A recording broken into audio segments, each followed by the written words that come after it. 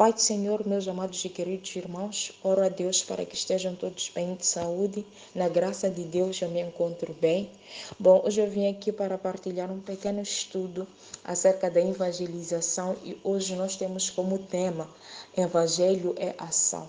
E temos como base bíblica o livro de Atos dos Apóstolos, capítulo 2, versículo de número 38, que assim diz: E disse-lhe Pedro, arrependei-vos, e cada um de vós seja batizado em nome de Jesus Cristo, em remissão de pecados, e recebereis o dom do Espírito Santo. Pai, em nome de Jesus, nós queremos pedir, fala conosco. Amém. Aleluia. Louvado seja Deus. Bom, como eu bem disse, nós temos hoje o tema Evangelho é ação. E quero logo partir falando da própria palavra Evangelho. Dizer que esta mesma palavra é constituída de 9 letras, assim que é constituída por 9 letras. E o que acontece é que por lapso acabamos nós escrevendo esta mesma palavra com 10 letras, acrescentando assim o N, o colocando logo após o E. E o que acontece é que o E não é sucedido do N, mas sim pelo V.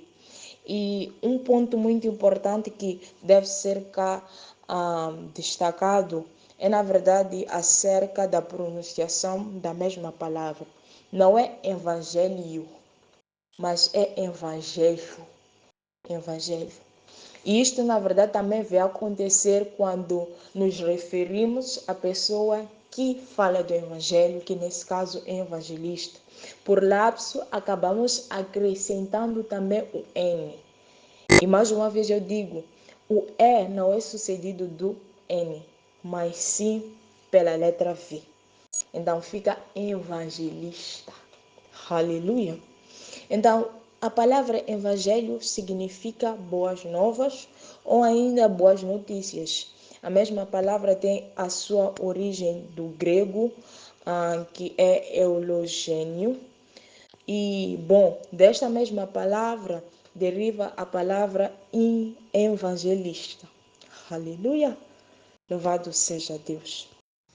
O evangelho são as boas novas do reino dos céus. E a questão que poderá suscitar agora é: e o que é evangelização? Bom, evangelização é o ato de evangelizar.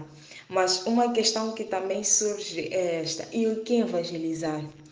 Evangelizar é falar de Jesus.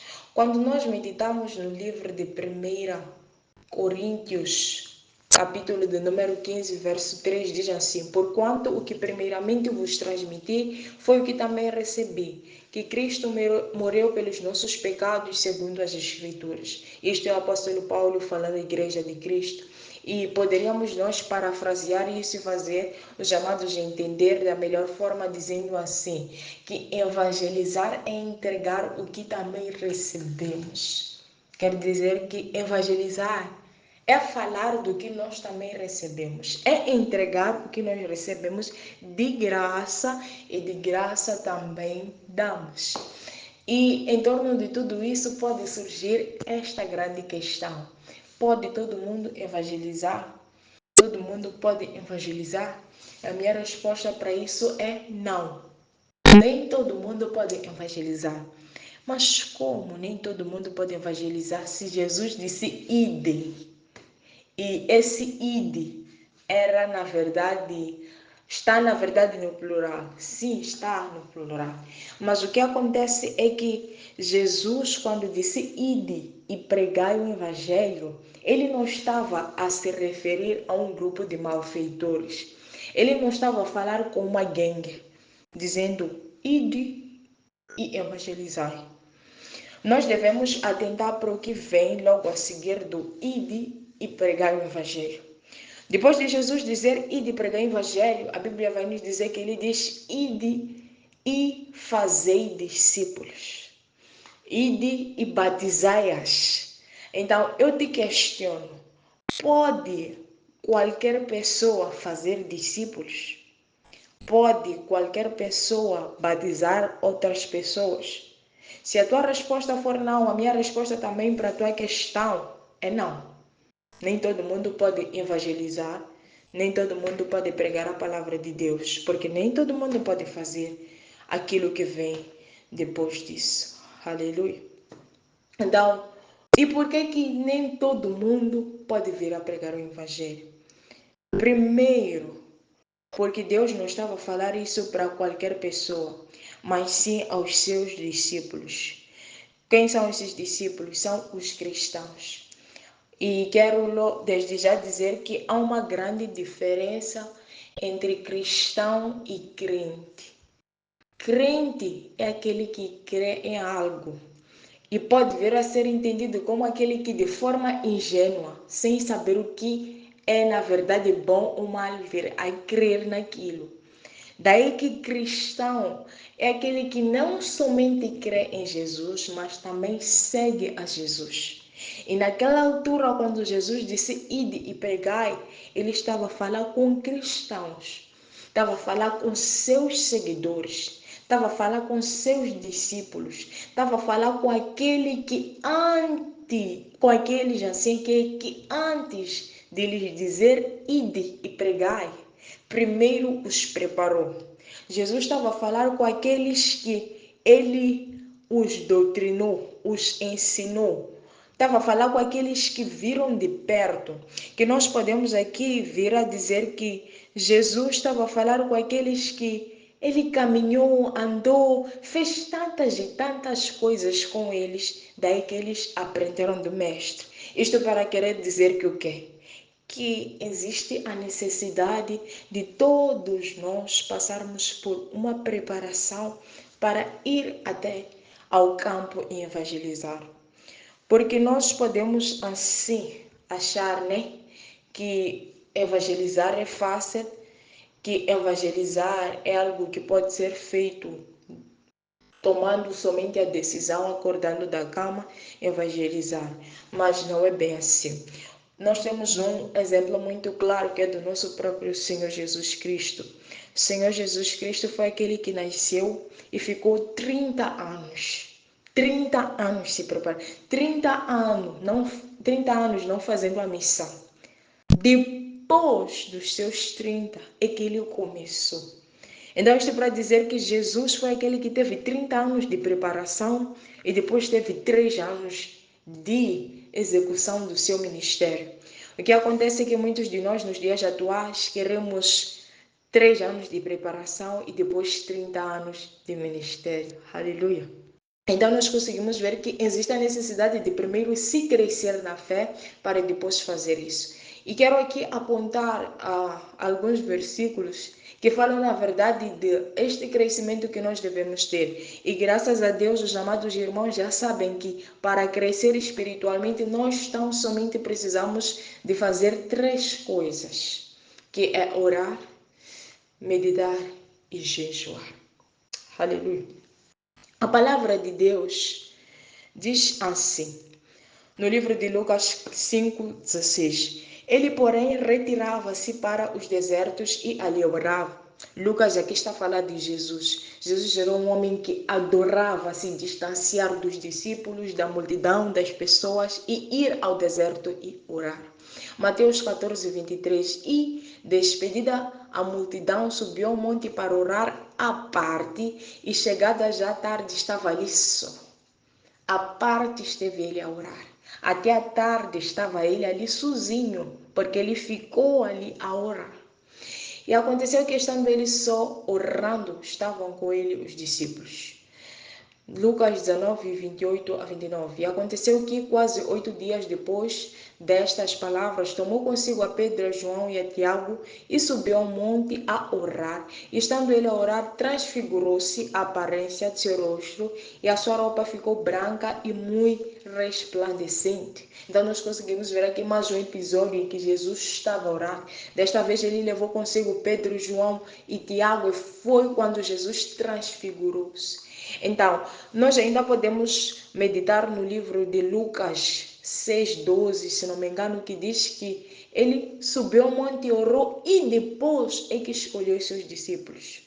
Então, nós conseguimos aí ver que muitas vezes, antes de qualquer tipo de coisa, Jesus orava. E, amados, nós estamos a falar de Jesus. Jesus orava. E mais outro aspecto que tem a ver, na verdade, com a meditação, diz assim a palavra de Deus no livro de Lucas 119, 147 a 148. Antes do amanhecer me levanto e suplico o teu socorro, na tua palavra depositei a minha esperança, fico acordado nas vigílias da noite para meditar nas tuas promessas. Recordarei os feitos do Senhor, recordarei os teus antigos milagres, meditarei em todas as suas obras e considerarei assim que é todos os teus feitos. Salmo 77, 11 a 12. Meditarei nos teus preceitos e darei atenção às tuas veredas. Meditarei aonde? Nos teus preceitos. Tenho prazer nos teus mandamentos. Aonde que eu tenho prazer? Nos teus mandamentos. Não se aparte da tua boca a palavra deste livro. Dizia Deus assim a Josué. Então, para dizer ao amado irmão que existe a necessidade de, antes de evangelizar, conhecer a palavra de Deus, porque o que o evangelista, aquele que vai evangelizar, faz ali? É falar da palavra de Deus e questiona como é que alguém pode ir até ali, pode alguém ir evangelizar sem conhecer a palavra de Deus. Do que é que falará? O que é que irá abordar? Quais são as provas que mostrará? Depois temos nós o jejum. A palavra de Deus diz no livro de Lucas 6 que quando orardes, não te mostres contristados aos teus irmãos. Então, eis que a palavra de Deus fala aqui acerca do jejum, que jejum deve ser uma prática íntima nossa, que não necessitamos de mostrar ao mundo que nós jejuamos, mas antes devemos mostrar a Deus que nós estamos a jejuar. Amados irmãos, o jejum tem muitos efeitos. O jejum transforma, vivifica. E muitas das vezes, quando nós estamos em jejum e quebramos o jejum, por vezes nós entramos em jejum por conta de uma situação mal que estejamos a viver. E podemos chegar a quebrar esse jejum sem que esta situação aparentemente esteja assim revista ou já boa. Mas o que acontece é que isto é aparência, é ilusão de óptica nossa. O jejum faz coisas, transforma de tal forma que algumas coisas Deus nem nos permite ver. Nós, quando estamos em jejum, alguma coisa acontece conosco. Daí que eu quero dizer que existe a necessidade de nós jejuarmos. Porque o que acontece é que quando nós estamos ali a evangelizar, há certas pessoas que carregam certas atmosferas que, se nós não somos pessoas que jejuam, não vamos aguentar. Aleluia. Há certas coisas que acontecem na evangelização que nós só seremos suficientemente capazes de aguentar se tivermos já aguentado 18 horas sem comer, se tivermos já aguentado ficar mais algumas horas sem comer e não só sem comer, mas também a orar. Depois disto, para dizer que o jejum é muito importante. Então são essas as práticas, oração, meditação, jejum, e não é qualquer pessoa, somente os cristãos, seguidores de Jesus, que têm estas práticas. Porque um crente pode somente crer em Jesus, mas não ter estas práticas. Mas um cristão que é seguidor de Jesus entende que existe a necessidade de fazer isso.